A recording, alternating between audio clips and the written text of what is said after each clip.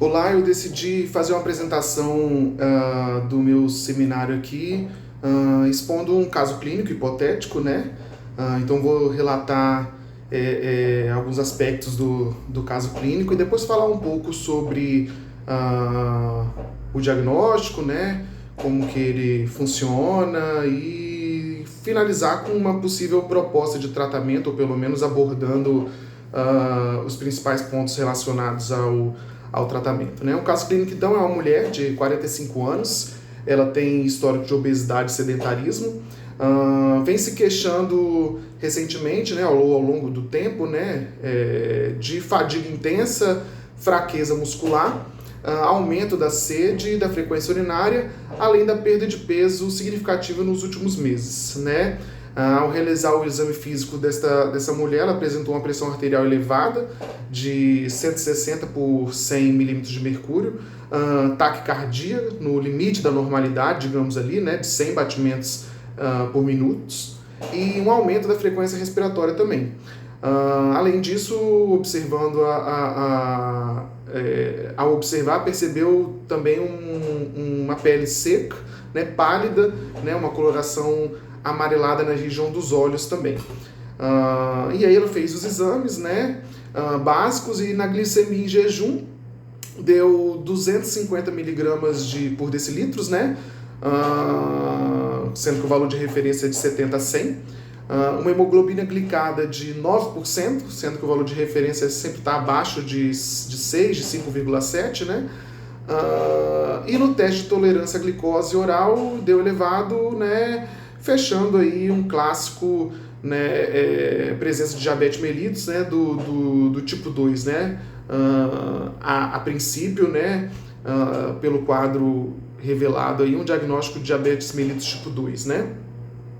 Então, como é que se caracteriza o diabetes mellitus tipo 2? Né? Ela é uma doença metabólica crônica, né, que se desenvolve devido à combinação de uma resistência à insulina, né, e principalmente, né, na verdade, disfunção das células beta do tipo beta do pâncreas. Né? Então, como é que acontece essa resistência à insulina?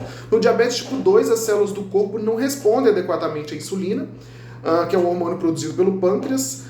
Essa resistência à insulina ocorre principalmente em células do fígado, nos músculos esqueléticos e no tecido adiposo. E, no caso, essas células têm dificuldade de captar essa glicose que está na corrente sanguínea, né? Então isso faz, inclusive, que aumente a quantidade de glicemia no sangue, né?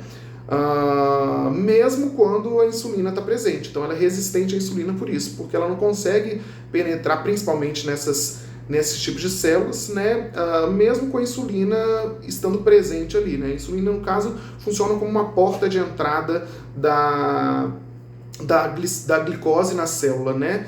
E por algum motivo, né, ele tem essa característica de resistência, né, não permitindo que a glicose entre nas células, né? E aí a gente tem essas disfunções das células beta, né, que seria o quê? À medida que essa insulina que essa resistência à insulina vai se desenvolvendo, né, as células beta do pâncreas vão, de certa forma, tentar compensar, fazendo a produção de mais insulina para manter os níveis de glicose dentro do normal, né, que seria aquele de, se fosse uma glicemia em jejum, de 70 a 100, mais ou menos, né? Então, no entanto, né, com o tempo, quando as células beta não conseguem, a insulina não vai se regularizando, né, a glicemia não vai se regularizando, né, as células beta podem ficar, no caso, sobrecarregadas e não conseguem produzir a insulina suficiente para superar essa resistência. Né? E isso vai resultar em níveis de glicose muito alto, como eu falei, né, que presente no sangue, que é o que a gente chama de hiperglicemia. Né? E a gente tem uns fatores que estão contribuindo, né, de maneira geral, né, especificamente nessa paciente, né, para que essa resistência se desenvolva. Né? Então, um dos fatores citados é a questão da obesidade. Né? Então, o excesso do tecido adiposo, principalmente na região abdominal, né, está associado a esse maior risco de resistência à insulina, né? Então, o tecido adiposo produz substâncias que são inflamatórias, né, como adipocinas e citocinas, que vão interferir nessa sinalização da insulina, né? Então, sendo um fator de risco para o desenvolvimento dessa resistência, né? O próprio estilo de vida sedentário, né? Uma falta de exercício físico, né, regular também está associada, né, à resistência à insulina, né, e o aumento desse risco de diabetes tipo 2, né. Então o exercício ele vai melhorar, no caso, a sensibilidade assim, da insulina e, consequentemente, esse metabolismo da glicose, né. O exercício físico regular melhora essa sensibilidade para que a glicose possa penetrar nas células, né? A gente também pode ter fatores que são genéticos, né? Então certas variantes genéticas, né, podem predispor uma pessoa a ter o desenvolvimento de resistência à insulina, né, e consequentemente o diabetes tipo 2, né? Esses fatores podem afetar, por exemplo, a produção da insulina, a ação da insulina nos tecidos ou a própria regulação do metabolismo da glicose, né? Então é uma predisposição genética, né? E de maneira geral, né, tem outros fatores que vão influenciando, né, como envelhecimento, o próprio estresse crônico, distúrbio de sono, né? E dependendo de algum tipo de medicamentos também podem contribuir para que seja feita para que seja desenvolvida essa resistência à insulina, tá? E quando a gente fala de tratamento, né? Então, o tratamento da diabetes ele é multifatorial, né? Então, a gente tem que buscar vários aspectos, né? Para que a gente possa ter um tratamento eficaz, né? Então, assim, vamos começar pelo o mais conhecido, né? Que é o uso de medicamentos, né? Então, não é a porta de entrada para o tratamento, né? Mas é o que o que vem à cabeça, né? Qual medicamento se toma para melhorar essa resistência à insulina, né? Melhorar a diabetes, né? Então, dependendo da gravidade, né, e da avaliação que seja feita, né, pode ser necessário o uso de medicamento oral, né? O mais conhecido seria a metformina, né, para ajudar a reduzir essa glicemia que está alta na corrente sanguínea, né? E pode chegar ao ponto de também ser necessário utilizar a administração de insulina exógena, né, que seria a aplicação da insulina, né, em casos mais avançados, né? Mas, assim, a porta de entrada para a gente pensar no tratamento da diabetes seria primeiro a mudança do estilo de vida, né? Então, adotar uma dieta equilibrada, com redução de alimentos ricos em carboidratos simples e gorduras saturadas, incentivar a prática regular de atividade física, já que ela melhora, né, essa resistência à insulina, né, pode ajudar a melhorar, então, essa sensibilidade da insulina, né? Além disso, né, lembrar que a diabetes muitas vezes, né, ela ou pelo menos inicialmente, ela é silenciosa, né? Mas mesmo depois do diagnóstico de diabetes, ou principalmente depois do diagnóstico de diabetes, é necessário que se faça um monitoramento regular, né?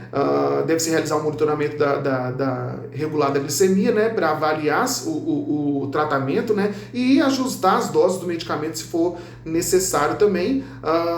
Isso pode ser feito, né, através de um testezinho de glicemia capilar, que pode ser feito em casa mesmo, né?